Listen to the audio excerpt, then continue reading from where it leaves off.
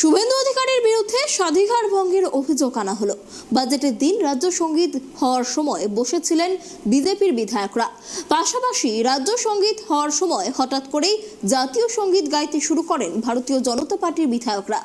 Budget পড়ার সময় একাধিকবার বাধা প্রদান করা হয়েছে। এই সমস্ত অভিযোগ নিয়ে স্বাধিকার ভঙ্গের নোটিশ তৃণমূলের পক্ষ থেকে শোভনদেব চট্টোপাধ্যায় এবং নির্মল ঘোষ স্বাধিকার ভঙ্গের প্রস্তাব এনেছেন। তবে শুধুমাত্র বিরোধী দলনেতা শুভেন্দু অধিকারী নন, স্বাধিকার ভঙ্গের প্রস্তাবে নাম রয়েছে শিখা চ্যাটার্জি, মিহির গোস্বামী, বঙ্কিম ঘোষ, অগ্নিমিত্রা পল এবং তাপসী মণ্ডলের।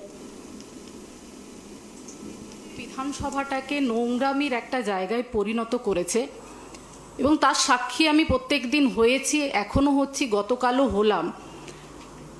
বিজেপির নেতারা যে নোংরামি, একটা চরম নোংরামির জায়গায় পৌঁছে গেছে, যে জনসাধারণের ভাগ্য নির্ধারণ যেখান থেকে হয়, আমাদের মতো জনপ্রতিনিধিদের কাছে যে জায়গাটা হচ্ছে সব কিছু, সেই জায়গা থেকে কালকে আমরা দেখলাম যে জাতীয় সঙ্গীত এবং আমাদের রাজ্য সঙ্গীতকে যেভাবে তারা অবমাননা করেছেন, আমি একজন ভারতীয় হিসেবে, একজন বাঙালি হিসেবে, বাংলার মানুষ হিসেবে, একজন আদিবাসী সম্প্রদায়ের মানুষ হিসেবে আমি ধিক্কার জানাই।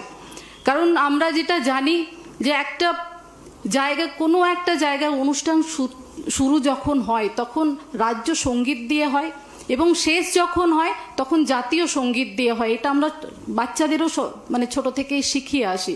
কিন্তু গতকাল যেটা দেখলাম, আমাদের বিধানসভার স্পিকার স্যার যখন বললেন সবাইকে যে রাজ্য সঙ্গীত দিয়ে আমরা বাজেটের যে অধিবেশন সেটা শুরু করব, এবং আমরা যথারীতি সবাই যখন দাঁড়িয়েছি সেই সময় মানে খুব বাজে একটা ব্যাপার হলো যে রাজ্য সঙ্গীতটা আমরা যখন গাইতে শুরু করলাম তখন বিজেপির বিধায়করা জাতীয় সঙ্গীত গাইতে শুরু করলেন। তো আমার মনে একটাই প্রশ্ন, যে এরা যে বারবার দেশভক্তির কথা বলে, আজকে রাজ্য সঙ্গীতকে শুধু অপমান করেছে সেটা নয়, রাজ্য সঙ্গীতটা যিনি লিখেছিলেন, যিনি রূপকার, সেই মানুষটাকেও কিন্তু তারা অপমান করলেন।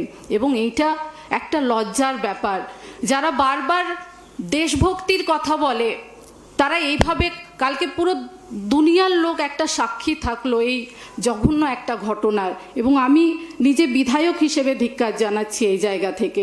বিস্মিত হলাম যে বিরোধী দল যখন আমরা বিধানসভা শুরু হয় এবং সঙ্গে সঙ্গে মিউজিক বেরিয়ে ওঠে এবং গান শুরু হয় রাজ্য সঙ্গীতের, সেই সময় তারা একটু প্রথমে হতভম্ব হয়ে যায়, তারপর হঠাৎ জাতীয় সঙ্গীত শুরু করে যায়।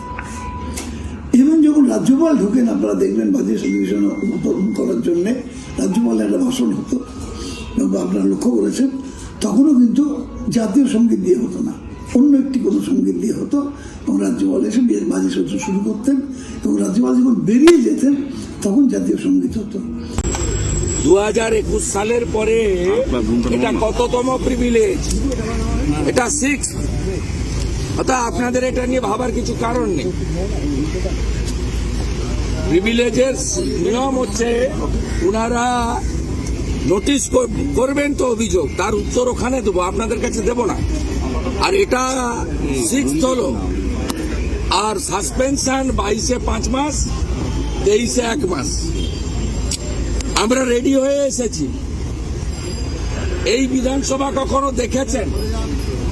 ভয়ে, বিজেপির ভয়ে আমরা 60-65টা লোক আছি। আমাদের ভয়ে আপনার মিডিয়া সেন্টারে তালা লাগিয়েছে। আপনাদের কখন টকশো হবে? গণতন্ত্রের চতুর্থ স্তম্ভ মিডিয়াকে যেভাবে গলা টিপে ধরেছে এখানকার বিধানসভার পরিচালকরা, with the help of Calcutta police, Mamata police, এটা নিয়ে টকশো কবে হবে আমি জানতে চাই। আপনার ডেমোক্রেসির কনস্টিটিউশনের 4th পিলার হচ্ছে মিডিয়া, সেই মিডিয়ার বিধানসভার অবস্থা দেখুন।